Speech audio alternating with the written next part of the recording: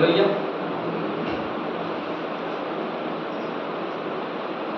आज हम फाड़ने वाले भेड़िए के विषय में आज हम चर्चा करेंगे कि ये फाड़ने वाला जो भेड़िए है वो वास्तव में है क्या, और ये कैसे हमारे जीवन में आता है, और कैसे चुपके से दबे पांव आ करके वो हमारे जीवन में अपने संसारिक बातों, शारीरिक विचारों को कैसे वो हमारे जीवन में या हमारी मानसिकता को कैसे हमारे जीवन में वो परमेश्वर की ओर बदलने नहीं देता, और हमारी मानसिकता में वो हर एक चीजों को भरता चला जाता।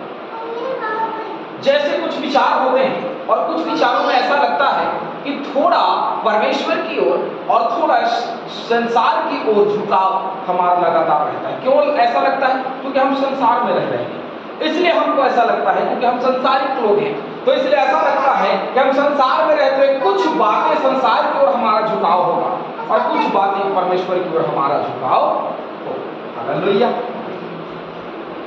लेकिन परमेश्वर का वचन बताता है कि संसार की ओर झुकाव रखने वाले लोग शारीरिक दशा में हैं, और जो शारीरिक दशा में है उसका फल मृत्यु है, और जो आत्मिक दशा में पाए जाते हैं वो प्रभु यीशु मसीह के देह से जुड़े हुए लोग।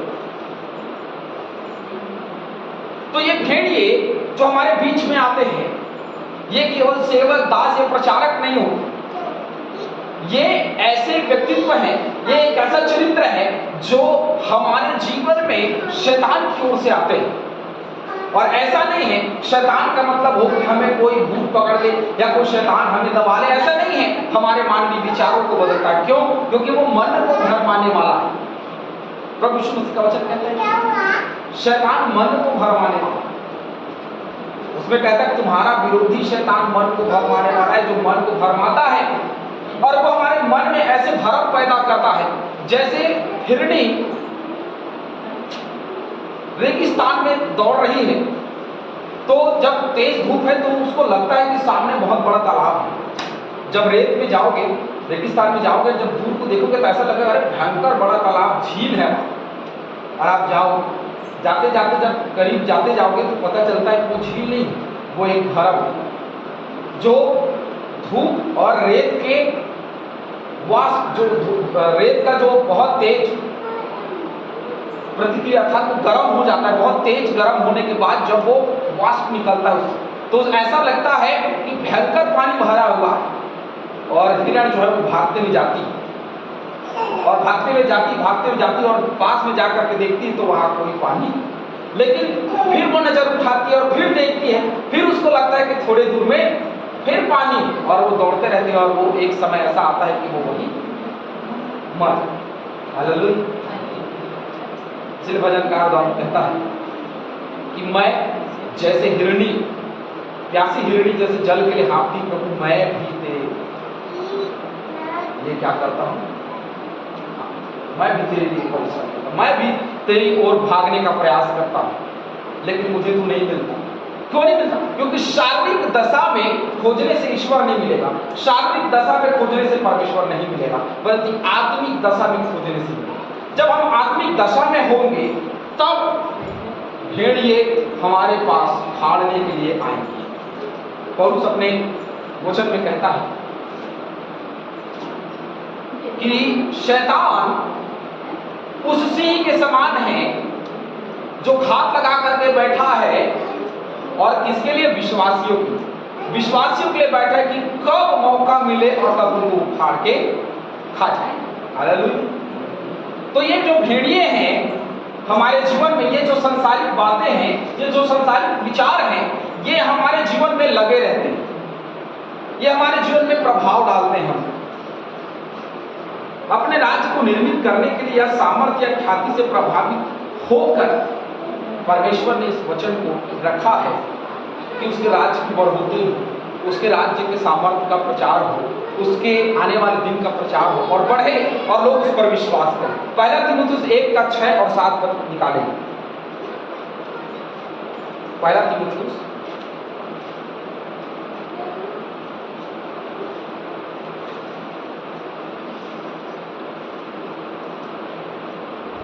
1:6-7। और तुम बड़े कलेश में पवित्र आत्मा के आनंद के साथ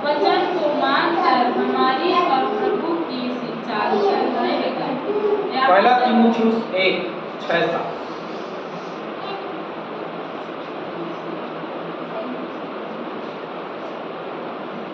इनको छोड़कर कितने लोग फिर एक बकवाद की ओर भटक गए हैं और व्यवस्थापक तो होना चाहते हैं, पर जो बातें कहते और जिनको दृढ़ता से बोलते हैं उनको समझते भी हैं। हालेलुया। जिनको वो दृढ़ता से बोलते हैं वो समझते नहीं। मैं इसलिए बोल रहा हूं क्योंकि बहुत सारे लोग आज भटक जाते हैं, रास्ता उनका टेढ़ा मेढ़ा हो जाता है, रास्ता उनका बदल जाता है और शैतान की सामर्थ और शक्तियां हमारे जीवन में काम करने लगती हैं। और कैसे काम करती हैं आपको पता है? प्रभु यीशु मसीह के लिए जब परीक्षा के लिए शैतान आया तो शैतान ने क्या बोला? यीशु मसीह वचन ही बोला, वचन में जो बातें लिखी थी उसी को बताया उसने, लेकिन अपने अनुसार बताया, उपयोग कर। तो आज संसार में कितने लोग हैं जो आज वचन का उपयोग करते हैं और वचन का उपयोग करके भरमाते हैं। आज आप फोन उठा लीजिए, फोन पे बहुत ही लोगों का प्रचार सुनते जाएंगे। कुछ एक प्रचार ग्रुप है, जैसे मसीह अनुकरण का एक ग्रुप था जिसमें मुझे जोड़ा गया, मैं उसमें जुड़ा। तो वे प्रचार कर रहे थे एक आत्मिक माता पिता के ऊपर। आत्मिक माता पिता कौन है भैया? बाइबल में तो आत्मिक माता पिता के ऊपर में नहीं लिखा है, लेकिन वो प्रचार कर रहे थे और उसका सबूत दे रहे थे। माता पिता का आदर करें, है ना? वहां पे चले गए प्रकाशित वाक्य में और वहां दुल्हन, भाई दुल्हन है तो दूल्हा भी होगा, तो वो हमारे आत्मिक माता पिता दुल्हन और दूल्हा, है ना? क्योंकि बिना दूल्हे के दुल्हन नहीं कहलाता भाई। बिना दूल्हे के कोई दुल्हन कहलाएगा क्या? इसलिए यरूशलेम को उतरते हुए दुल्हन के समान देखा, तो वो इस जगत में उतर गया है ना? ऐसा प्रचार, इस जगत में उतर गया है और उसके साथ साथ उसका दूल्हा भी उतर गया है, और ये उसका प्रचार करते हैं। लेकिन वचन ऐसी बात बोलती नहीं। यदि ये जरूरी होता, मेरे कहने का मतलब यदि वचन में जरूरी होता, क्योंकि आत्मिक माता पिता यदि बात आया है तो ये बहुत गंभीर विषय है वचन के लिए, तो वचन ऐसे विषयों को छोड़ देता था या अधूरा कर देता क्या? नहीं, वो अधूरा नहीं करता, परंतु वो बताता कि हमारे आत्मिक पिता और माता के विषय में भी बाइबल कहती है। पौलुस बताता और याकूब बताता, तीमुथियुस बताता और यूहन्ना बताता। कहीं ना कहीं तो इसका वर्णन आता कि हमारे आत्मिक पिता होते हैं, लेकिन ऐसा नहीं, बाइबल हमको ऐसा नहीं बताती। इसका मतलब ये है कि वो संसार की ओर हमको खींचना चाहते हैं। हालेलुया। जो भी बातें हमको संसार की ओर खींचती हैं वे एक भेड़िए के समान हैं जो हमारे स्वच्छ और पवित्र जीवन को बर्बाद करने के लिए आते हैं। समझना पड़ेगा। मन में ख्यालात आते हैं, काश मैं बैठा हुआ हूँ कुर्सी में, चुपचाप आराम से बैठा हूँ। कुछ अच्छे ख्यालात भी आते हैं और कुछ बुरे ख्यालात भी आते हैं, लेकिन मनुष्य अच्छे ख्यालात को ध्यान दे। अच्छे ख्यालात ये होते हैं, चलो मैं बाइबल पढ़ लेता हूँ, चलो मैं प्रभु की महिमा कर लेता हूँ, चलो आज कुछ मनन कर लेता हूँ, चलो आज मैं वचन में से देख लेता हूँ। ये होते हैं हमारे सुविचार, एक है मसीही ख्यालात जो होने, ये ख्यालात भी आते हैं, लेकिन उसके पीछे से एक और ख्यालात आता है, एक और विचार आता है। नहीं चलो मोबाइल चला लेते हैं, नहीं चलो कुछ वीडियोस देख लेते हैं, नहीं कुछ पिक्चर देखें, नहीं चलो एक काम करते हैं कि सो जाते हैं, चलो हम घूमने चले जाते हैं, चलो हम पीने चले जाते हैं, चलो हम जुआ खेलने चले जाते हैं, चलो हम कुछ संसारिकता में अपने दोस्त यारों के साथ में घूमने चले जाते हैं। तो ये खाली समय जो हमको मिला है ये हमारे लिए कीमती समय होता, लेकिन इन कीमती समयों को वो भेड़िया आता है और उन कीमती समय को हमारे जीवन से चुरा करके ले जाता। हालेलुया। जैसे हमने इस वचन में पढ़ा, इनको छोड़कर कितने लोग हैं जो बकवाद की ओर क्या हो गए? भटक गए। कुछ लोग होते हैं जो सचमुच में मसीह यीशु की ओर चलते हैं, लेकिन कुछ लोग हैं जो बकवाद की ओर, विवाद की ओर भटक जाते हैं, उनका रास्ता बदल जाता है। हालेलुया। दूसरा तीमुथियुस 1:15 पढ़िए। हाँ, दूसरा तीमुथियुस 1:15।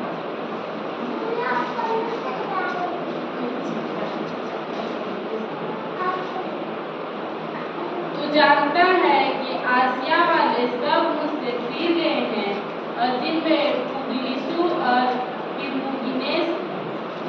हालेलुया। ये पुबलियुस और हिरमुगिनुस ये कौन है भैया? ये कहां से आए? मैंने प्रचार किया, अर्थात पौलुस ने प्रचार किया, तीमुथियुस की कलीसिया बनाई, और तीमुथियुस के लिए कलीसिया बनाई, और तीमुथियुस को वहां स्थापित किया, और उसकी कलीसिया में ये अलग से लोग कौन दिखाई दे रहे हैं? ये कौन है जो तुम्हारे बीच में आ गए? यही लोग हैं जो भरमाने वाले। हालेलुया।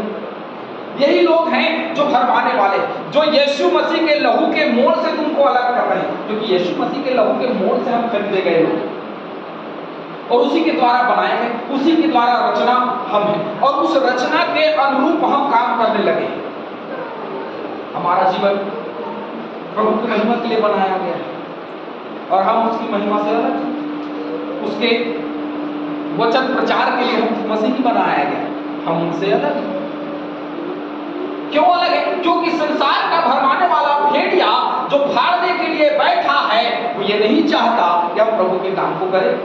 संसार की बातें ये नहीं चाहती कि हम आत्मिक बातों की ओर मन लगाएं, वो हमेशा ये चाहती है कि हम संसार की संसारिकता की ओर मन लगाएं, उसी की ओर हमारा मन दौड़ता है, उसी की ओर हम भागते हैं, उसी की ओर हम चलते हैं। क्यों? क्योंकि हमारी आत्मिक दशा दयनीय हो चुकी है।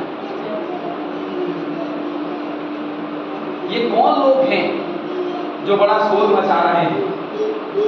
पौलुस और उनके और अन्य साथियों के लिए यहूदी आराधनालयों के लोगों ने कहा, ये कौन है जो यरूशलेम में बड़ा हल्ला मचा रहे? भैया क्या हो रहा है? ये क्या हो रहा है? सुसमाचार का प्रचार हो रहा है। हालेलुया। ये हल्ला सुसमाचार का प्रचार है, ये ज्योति सुसमाचार का प्रचार है, ये सामर्थ्य काम सुसमाचार के प्रचार है। यदि कोई टोना करने वाला, कोई भविष्यवाणी करने वाला जिसके अंदर में शैतानिक शक्तियां हो, यदि पौलुस उसको निकालता है तो उसकी क्या गलती है? यदि पतरस उसको निकालता है तो उसकी क्या गलती है? क्योंकि प्रभु यीशु मसीह उसको वही काम सौंपा है। हालेलुया। दुख में, सुख में, सताव में, हर समय परमेश्वर के काम को करना ही तो उसके सुसमाचार का प्रचार। लेकिन मैं और आप उसके काम के लिए कमजोर हैं, उसके काम हमारे जीवन में दिखाई नहीं देते, हमारी दयनीय दशा हो चुकी है, हमारी आत्मिक धार्मिकता जो है वो मैले चित्रों के समान है। जैसे पौलुस ने कि हमारी धार्मिकता मैले चित्रों के समान। तो क्या फटा कपड़ा कोई सीलता नहीं, या उसको नया नहीं करता, मतलब कोई नया नहीं खरीदता, क्या वो उसी कपड़े में संतुष्ट रहता है? नहीं, उसको नया चाहिए। हमारी धार्मिकता जब मैले चित्रों के समान है तो हमको नई धार्मिकता चाहिए, और नई धार्मिकता क्या है? यीशु मसीह का लहू नई धार्मिकता, जिसके द्वारा हम कहां जा सकते हैं? स्वर्ग जा सकते, और दूसरा कोई रास्ता हमको दिया नहीं गया। दूसरा तीमुथियुस 4 का 3 और 4 पढ़ो। दूसरा तीमुथियुस 4, 3 और 4। दूसरा तीमुथियुस 4 अध्याय 3 और 4। क्योंकि ऐसा समय आएगा जब लोग खरा उपदेश न कर सकेंगे, मर्दानों की कुचली के कारण अपनी अभिलाषाओं के अनुसार अपने लिए बहुत से उपदेश बटोर लेंगे। हालेलुया। आज लोग जो हैं ये भरमाने वाले भेड़िए की ओर क्यों जा रहे हैं पता है? क्योंकि आज लोग जो हैं वो खरा वचन नहीं सुन सकते। आज उन उपदेशों को जो पास्टर डेनियल राज जैसे लोग प्रचार करते हैं, ऐसे वचनों के लिए बुराई खोजते हैं, और न जाने कितने ऐसे ऐसे प्रचारक हैं जो खरा प्रचार करते हैं, और उनके प्रचार में लोगों को ऐसा लगता है कि नहीं यार ये तो बड़ा गंभीर विषय और बड़ा हमको विचित्र बातें बोल रहे हैं, लेकिन वचन को नहीं देखते, क्योंकि वो वचन से प्रचार किया जाता है। हालेलुया। वचन की बात नहीं, लेकिन वही प्रचार जब होता है बड़े आराम वाला, हाँ हम ये कर सकते हैं। यदि अगले आने वाले सप्ताहों से प्रचार किया जाए कि धन संचय करना बहुत जरूरी है, आप धन संचय करिए, तो सब लग जाएंगे धन संचय करना, है ना? यदि बोला जाए कि पाप करने में, गाली गलौज करने में और शराब पीने में, जुआ खेलने में, अन्य अन्य और पाप में सब प्रकार की छूट हमको मिली है। ये देखिए वचन में बहुत जगह, बहुत स्थान में बहुत सारे पापों के लिए ऐसा ऐसा दिखाई पड़ता है। देखिए वहाँ ऐसा लिखा नहीं है, पर दिखाई पड़ता है कि हाँ यहाँ पे हम ये कर सकते हैं। इसमें सबसे बड़ा उदाहरण है थोड़ी थोड़ी यही है। जैसे पौलुस गया और जाकर के यहूदियों के आराधनालय में वाद विवाद करने लगा, पास्टर साहब हम भी आते हैं और अपने आराधनालय में वाद विवाद करते हैं। लेकिन वो वाद विवाद किस बात के लिए था? यीशु मसीह के जी उठने और उसके लहू के ऊपर, जो यहूदी नहीं मानते, ये उस विषय में वाद विवाद करते। और हम क्या वाद विवाद करते हैं? हमको नहीं। हालेलुया। क्योंकि ये भरमाने वाले और फाड़ने वाले भेड़िए केवल आत्मिक रूप से नहीं आते, परंतु ये शारीरिक दशा में, संसार के रूप में भी आते हैं। कई बार सशरीर चल के आते हैं हमारे घर, सशरीर चल के आते हैं और भड़काते हैं, और भड़का करके भरमाते हैं, और भरमा करके अपनी ओर खींचने का प्रयास करते हैं और अपनी ओर खींच करके ले जाते हैं। क्यों? क्योंकि हम अच्छा लगने वाला सुनते हैं, बुरा लगने वाला नहीं सुनते। जब एक मनुष्य या एक विश्वासी, एक मसीही जिस दिन खरा वचन उपदेश को सुने और सुन करके माने, उस दिन मसीहियत बदल जाएगी। लेकिन मसीहियत इसलिए नहीं बदलती क्योंकि हमें खरा प्रचार अच्छा नहीं लगता। हालेलुया। ये दुख की बात है हर एक मसीही कलीसियाओं के। कई बार ऐसे समय आते हैं जब वचन को सुनते रहते कुछ बातें ऐसी हो जाती हैं जिसमें हमारे स्वाभाविक चरित्र को दर्शाया जाता है। और उन स्वाभाविक चरित्र को जब दर्शाया जाता है तो एक मनुष्य अंदर से दिल मिला उठता है, जैसे शैतान दिल मिला उठा ना। उसने कहा भैया निकल यहाँ से। यीशु मसीह ने कहा चला जाए यहाँ से, तेरा कोई काम नहीं है, क्योंकि मैं अब जो करने वाला हूँ वो काम सुसमाचार का प्रचार है, और वो परमेश्वर की इच्छा के लिए जो मेरा लहू का प्रचार है उसको तू नहीं रोक सकता। वो बढ़ेगा, वो आगे बढ़ेगा। मैं और आप अपने जीवन को ना बदले कोई बात नहीं, लेकिन कोई तो है जो अपने जीवन को बदल करके वो 1,44,000 लोग हैं उसमें जाकर शामिल होगा। किसको क्या फर्क पड़ता है? उपदेश खरा हो सुने ना सुने। लेकिन पौलुस ने तो कहा तुम्हारे बीच में ऐसे क्या हो गया है? मैंने तो बड़ा खरा प्रचार किया, मैंने कोई कमी नहीं किया, मैं किसी भी प्रकार कोई बातों को बताने के लिए कभी नहीं झिझका, मैं तुम्हें लगातार बताता रहा, मैं कभी नहीं झिझका। मैं बताता रहा कि तुम्हें क्या गड़बड़ियां हैं, तुम्हारे जीवन में क्या चीज की कमी है, मैं बताता रहा तुमको बदलना पड़ेगा करके। लेकिन अब क्या हुआ कि तुम में खरा उपदेश प्रचार करने वाले लोग दिखाई नहीं देते, क्योंकि तुम उनका सुनना नहीं चाहते। हालेलुया। इसलिए वचन में लिखा है बहुत सारे लोग उपदेशक ना बने, क्योंकि उन पर बहुत सारे दोष जो है वो लगाए जाते हैं, बहुत सारी बातें जो है वो कही जाती हैं, और बहुत जगह से ठोकर का कारण उनको खिलाया जाता है। इसलिए लिखा है कि तुम बहुत सारे लोग उपदेशक ना बनो, क्योंकि बहुत सारे काम की चर्चाएं उनको सुनना हो। खरा मनुष्य खरी बातें बोलता है, मीठा मनुष्य मीठी बातें बोलता है। मीठा मनुष्य का मतलब समझते हैं वे जो चुपड़ी चुपड़ी बात करते हैं। वचन कहता है कि वे मित्र को अपने पास रखो जो तुम्हारी बुराई करते हैं, उन मित्रों को अपने पास मत रखो जो चिकनी चुपड़ी बातें बोल करके तुम्हारी अच्छाई ही बताते हैं। उन मित्रों को अपने पास रखो जो हमारे बुराई से हमारा सामना कराते हैं। भाई कोई ऐसा नहीं है कि आईने को उल्टा रख देता है, आईने को हम सीधा रखते हैं ताकि हमारा चेहरा दिखाई दे, है ना? कोई है ना उल्टा नहीं रखता। लेकिन आज हम अपने जीवन में चाहते हैं कि हमारे जीवन में हर एक सिस्टम उल्टा, सीधा मत। यदि हम कुछ कर रहे हैं तो वो चलता रहे, कोई ना बोले। पाप करते रहे, चलता रहे, कोई ना बोले। पाप करते रहे, कोई हमको ना सुनाए, कोई हमको ना बोले। हम पाप करते रहे, हम आगे बढ़ते रहे। ऐसे बढ़ने से अच्छा है कि आप वचन ही ना सुने। ऐसे बढ़ने से अच्छा है कि आप उपदेश ही ना सुने। ऐसे बढ़ने से अच्छा है कि उन भेड़ियों के पास ही आप रहें, क्योंकि भेष बदल करके आप सिंह का खाल पहन के भेड़िया आ जाएगा। आकाश सिंह का खाल पहन के भेड़िया आ जाएगा, और जब चिल्लाएगा तो क्या शेर का आवाज निकलेगा?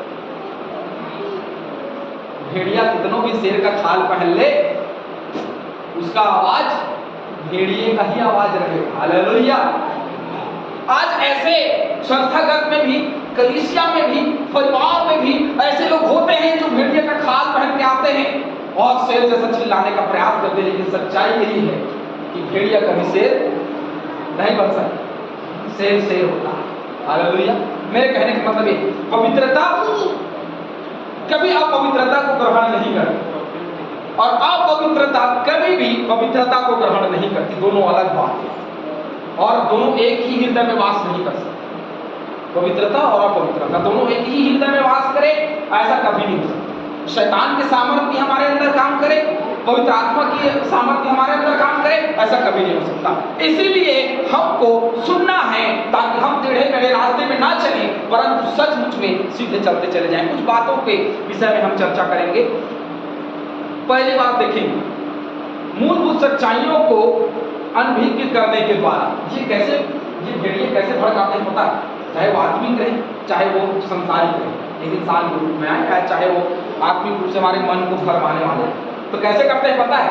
ये मूलभूत रूप से क्या करते हैं? सच्चाइयों को अनभिज्ञ करने के बाद सच्चाई को दबा देते हैं। शैतान हमारे मन में सच्चाई को दबा देता है। कुछ लोग हैं जो हमारे मन में सच्चाई को दबा देते हैं और उन सच्चाइयों को दबा करके वे क्या करते हैं पता है? हमारे मन को भरमाते हैं। तो क्या सच्चाई दबाई जा सकती है? कुछ वक्त के लिए उस सच्चाई को दबाया जा सकता है, लेकिन झूठ का राज बहुत दिन तक नहीं चलता, लेकिन वो हमारे मनों को भरमा करके रखते हैं। सच्चाई क्या पता है? सच्चाई ये है कि मैं पाप नहीं कर सकता। और झूठ क्या है पता है? झूठ ये है कि मैं पाप पे पाप करता रहूं क्योंकि अनुग्रह बहुत है। मैं पाप करता रहूं क्योंकि अनुग्रह हुआ मुझ पर। मैं पाप कर रहा हूं, मैं माफी मांगू तो मुझे क्षमा मिलेगा। ये एक भरमाने वाली आत्मा की ओर से आती है। आप याद रखना, हमको भरमा करके रखा है, चलता है, थोड़ी थोड़ी गड़बड़ियां चलती हैं। तो वचन में ऐसा क्यों लिखा है कि छोटी छोटी लोमड़ियां दाग की बारी को नष्ट कर सकती है। तो ये छोटी छोटी गड़बड़ियां हमारे अपने जीवन को नष्टता की ओर ले जा सकती हैं, लेकिन हम उन छोटी गड़बड़ियों को अपने मन में सहला करके बोलते हैं कुछ नहीं हुआ बेटा, ऑल इज वेल, है ना, ऑल इज वेल। पाप किया हमने, ऑल इज वेल, कोई बात नहीं, परमेश्वर है, प्रभु यीशु मसीह का लहू हमको क्षमा करेगा, ऑल इज वेल। हमने अपराध किया, कोई बात नहीं, प्रभु क्षमा करेगा, ऑल इज वेल, है ना, सब बढ़िया चल रहा है। अपने मन को समझा रहे हैं। तो ये क्या है पता है? हम अपने मन को भरमा रहे हैं, क्योंकि हम नहीं भरमा रहे, शैतान आपको भरमा के रखा, सब कुछ चलता है। हालेलुया। जब पाप होता है, जैसे करतू करते हैं तो सब में बटे, है ना, वैसे जब पाप होता है ना तो वो पाप सब में बढ़ता है। एक व्यक्ति के पाप करने से वो पाप सब में बढ़ता है, चाहे वो परिवार में हो, चाहे वो कलीसिया में हो, चाहे वो समाज में हो, चाहे घर में। बैठ जाओ वो बात में। तो ये पाप के अनुसरण करने वाले लोग जो है ना, वो हमको क्या करते हैं, भरमा के रखते हैं। पाखंड का समय आ गया। पाखंड का समय मतलब समझते हैं? विश्वास और अविश्वास में बीच में होता है पाखंड। जैसे आप देखेंगे लोग ऐसे हवाई पता नहीं यहाँ कुछ रखे रहेंगे, ऐसे कभी घड़ी दे दिया, जैसे करें, कभी नाक का चलो विश्वास टीका लगा दिया अपने हाथ से। तो ये सारी चीजें चलते रहती हैं, ये पाखंड। वो बता रहे ऐसा है वैसा, ये सब चल रहा है, दाम थोड़ा और सारी चीजें हो रही हैं, और होने के बाद में अंतिम में क्या हो रहा है पता है? अंतिम में लोग अपने घर जा रहे हैं और पी के सो।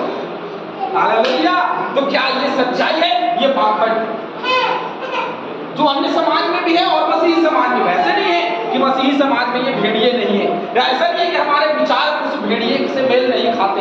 हमारे समाज में बहुतायत से पाए जा रहे हैं। लोग जा रहे हैं, खड़े हो जाते सामने, हजारों की भीड़ खड़ी हुई, अरे हजारों की भीड़ में 100 लोग तो खड़े हो ही जाएंगे। आप बोलोगे आह्वान करोगे, ये कुछ करना चाहते हैं, आ जाइए, आ गए, सामने खड़े हो गए, लेकिन बाहर गए तो क्या करने लगे? गाली देने लगे। बोले हम तो प्रचार करेंगे, आओ सबको आत्मा दी। आज सबके ऊपर में आत्मा उंडेला गया। हालेलुया। सबको आत्मा मिली, और सब आत्मा मिली तो फिर बाहर जाकर के वो गाली क्यों देता है? क्योंकि वहां पाखंड की भावना। हालेलुया। एक प्रचारक के अंदर नहीं, लेकिन उस माहौल के ही पाखंड की भावना है। एक व्यक्ति खड़ा हुआ है ताकि उसकी वाहवाही हो। अरे वाह, भाई भुवन जी खड़े हो गए थे वहां, उनको कोई दाम पर दिया वो मास्टर साहब, तो उसके बाद में, क्योंकि वो सच्चाई नहीं है, एक व्यक्ति के लिए सच्चाई नहीं है और वो ऐसे दिखाने का प्रयास करता है अपने घर में भी, अपने कलीसिया में वो दिखा रहा है, लेकिन धीरे धीरे दिखाते उसका असली रूप भी दिखता है। मैंने कहा ना, भेड़िया खाल पहन के आएगा तो लगेगा शेर है, लेकिन जब वो बोलेगा ना तब समझ में आएगा कि ये शेर नहीं भैया, भेड़िया।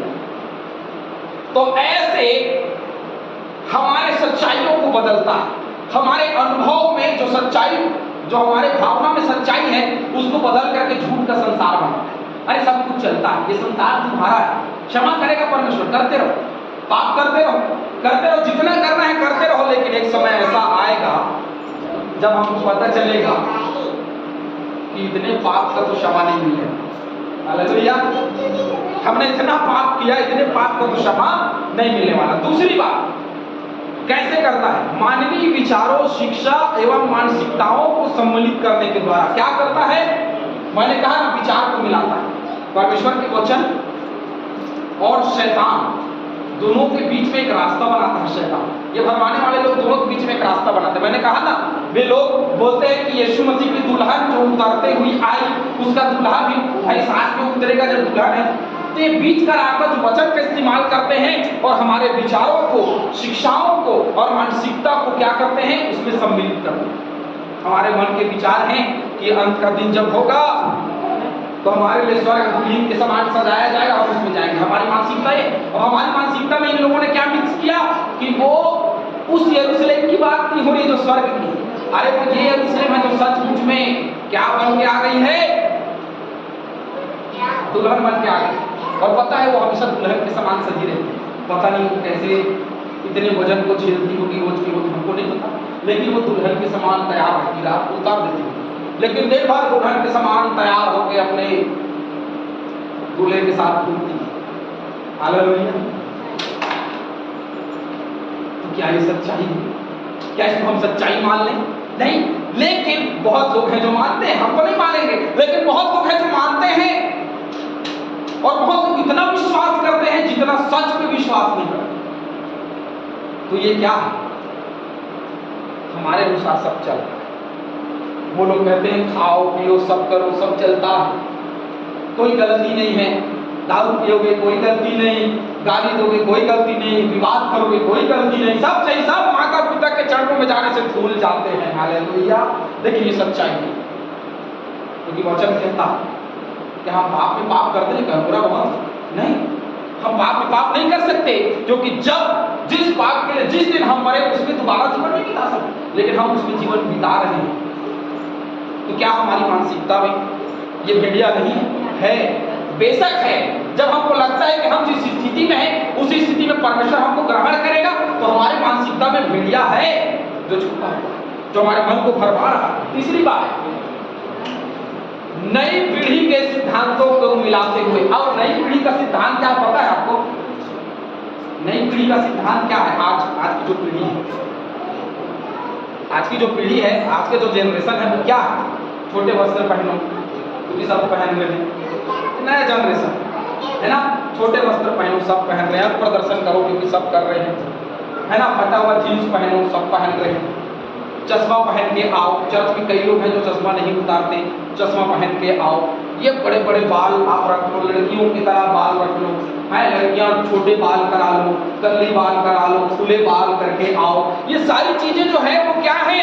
ये नई पीढ़ी के सिद्धांत, ये नई पीढ़ी की मानसिकता। और ऐसा समझते हैं कि चर्च में सब कुछ जायज, सब चलता, क्योंकि अमेरिका में तो चलता है, सब कुछ चलता है। लेकिन आपको पता है वो सर्ग, सम्मान में सर्ग, सुसज्जित वस्त्र है उनका, भाई सुसज्जित वस्त्र है, सूट। लोग होते इतना छोटा पहन के आते हैं, लेकिन पता है वो छोटा वाला क्या रहता है? इतने देर का ड्रेस रहता है, ऊपर सूट है, जिसको वहाँ की महिलाएं और लड़कियां पहन करके आती हैं। ये उनका कल्चर है। यहाँ नहीं होता भैया, यहाँ होता। लेकिन आज हमारे नए सिद्धांत क्या पता, हम छोटे वस्त्र पहन के आ सकते हैं क्योंकि अमेरिका में पहन, तो अमेरिका चलते हैं, क्योंकि ये भारत है, भारत का कल्चर दूसरा है, हमारी संस्कृति दूसरी है। और हमको अपने संस्कृति के अनुसार हमको वस्त्रों का उपयोग करना चाहिए। हम हर चीज को सम्मिलित नहीं कर सकते, एक नए सिद्धांतों को यहाँ नहीं ला सकते। यदि हम ला रहे हैं तो इसका मतलब है कि शैतान तो हमको भरमा के रखा हुआ है, वो भेड़िया हमको भरमा के रखा हुआ है कि ये सारी चीजें हम कर सकते हैं और ये सब कुछ जायज है। हालेलुया। तो इसका मतलब ये है कि भरमाने वाला हमारे जीवन में ज्यादा प्रभाव डालता है। चौथी और अंतिम बात हम देखेंगे, तथा अनैतिक जीवन शैली, जैसे मैंने अभी कहा आप लोगों को बताया, अनैतिक जीवन शैली से परमेश्वर के धार्मिक स्तर का विरोध करते हुए अनैतिक जीवन शैली, अनैतिक जीवन शैली का मतलब क्या होता है? सुबह उठे हम, सुबह उठ करके बढ़िया दुआ प्रार्थना किया, दुआ प्रार्थना करने के बाद में हम बाहर आए तो 2-4 लोगों से मिले, मैंने कहा अनैतिक जीवन, तो उनके अनुसार हमने हम भी बात करेंगे, वो क्रोध में तो हम भी क्रोध से बात करें, वो गाली दे रहे तो हम भी गाली, वो कुछ कर रहे हैं स्वाभाविक रूप से तो हम भी कर रहे हैं, ये अनैतिक जीवन। उसके बाद में हम अपने घर में हैं तो हमारे विचार सही नहीं, हम बुराई कर रहे हैं और सारी चीजों में लगे हुए, ये अनैतिक जीवन है। जो अनैतिक जीवन शैली उसने हमारे जीवन में, बच्चे लोग बैठ जाओ, ए बेटो बैठ, जो अनैतिक जीवन का विचार हमारे झुंड में या हमारे मन में डाला जा रहा है, ये अनैतिक जीवन पाप है। जो एक स्टूडेंट स्कूल जाता है, स्कूल जा करके बैठता है और बैठ करके क्या करता है? टीचर से पढ़ता है ना, ये होती है नैतिक शिक्षा। और अनैतिक शिक्षा क्या है? वो जाता है, जा करके अपना बस्ता रखता है, बस्ता रख करके वो घूम, इसको बोलते हैं। टीचर पढ़ा रहा है या पढ़ा रहे हैं तो क्या हो रहा है? पीछे बैठ करके सो रहे, ये है नैतिक शिक्षा। और बिल्कुल सामने डेस्क में बैठ करके ध्यान से पढ़ लिख रहे हैं, इसको बोलते हैं नैतिक शिक्षा। अब समझ जाए, नैतिक शिक्षा वो होता है जो परमेश्वर के वचन में लिखा है, परमेश्वर के वचन के बाहर जो बातें वो अनैतिक शिक्षा की है। और वो अनैतिक शिक्षा को हमारे बीच में रख करके हमारे मनों को भरमाते हैं और हमारे मनों को भरमा करके हमको क्या कर देते हैं? बर्बाद कर देते हैं। इसके लिए आप जितना ज्यादा पहला तीमुथियुस और दूसरा तीमुथियुस अध्ययन करेंगे, आपको पता चलेगा कि एक नैतिक शिक्षा और अनैतिक शिक्षा क्या है और हमारा जीवन कैसे होना चाहिए। एक देशक का, एक अध्यक्ष का, एक प्राचीन का, एक कलीसिया के एक व्यक्ति का जीवन कैसा होना चाहिए, सब कुछ वहां आपको मिलेगा जब आप पहला तीमुथियुस और दूसरा तीमुथियुस पढ़ोगे। क्योंकि परमेश्वर ने क्या दिया? सुसमाचार। परमेश्वर ने क्या दिया हमको? परमेश्वर का वचन, और उसी वचन के द्वारा हमारे खेतों में फसलें होंगी, उसी वचन के द्वारा हमारे जीवन में आशीषें होंगी, उसी वचन के द्वारा हमारे जीवन में आर्थिक तंगी दूर होगी, उसी वचन के द्वारा हमारी बीमारियां दूर होंगी, उसी वचन के द्वारा हमारी शारीरिक कमजोरियां दूर होंगी और उसी वचन के द्वारा हमारी आत्मिक कमजोरियां भी दूर होंगी। तो आज क्या मेरे लिए मुझे वो जो संसार की ओर से आते हैं, वो जो भाग खाने वाले भेड़िए हैं, या वो जो मेरे मन में व्यर्थ विचार है, या वो जो मुझे संसार की ओर ले जा करके शैतान के नर्क में डाल देता, या वो जो परमेश्वर की ओर ले जाता है। चौड़ा है वो मार्ग जो विनाश की ओर जाता है और सकरा है वो मार्ग जो जीवन की ओर जाता है। सकरा में चलने वाले बहुत कम लोग हैं, क्योंकि सबको मन के विचार, सबके मन के विचार ये है कि हमको अच्छा लगे, हमको आनंद महसूस हो, हमको सब कुछ अच्छा लगे, हमारा जीवन ऐसा ही चलता है। तो ऐसे जीवन चला सकते हैं लेकिन स्वर्ग नहीं जा सकते। हालेलुया। मेरे 100 साल का जीवन चल सकता है, मेरे 70 साल का जीवन चल सकता है, लेकिन मैं स्वर्ग नहीं जा सकता। स्वर्ग जाना है तो नैतिक शिक्षा ये कहती है कि परमेश्वर के ऊपर विश्वास करो और विश्वास करके परमेश्वर के स्वर्ग में प्रवेश करो। और जो विश्वास करता है वो केवल कहता नहीं परंतु करता भी है। हालेलुया। यदि मैं मुंह से कहूं कि मुझ में पवित्र आत्मा है और मैं पवित्र आत्मा के सामर्थ्य के चलाए नहीं चल रहा हूं तो वो झूठ। हालेलुया। मुझे चलना है, आगे बढ़ना है और आगे बढ़ते हुए परमेश्वर के राज्य में प्रवेश करना है। आमीन। हालेलुया। परमेश्वर इन वचनों के द्वारा हम सभी को बहुत आशीष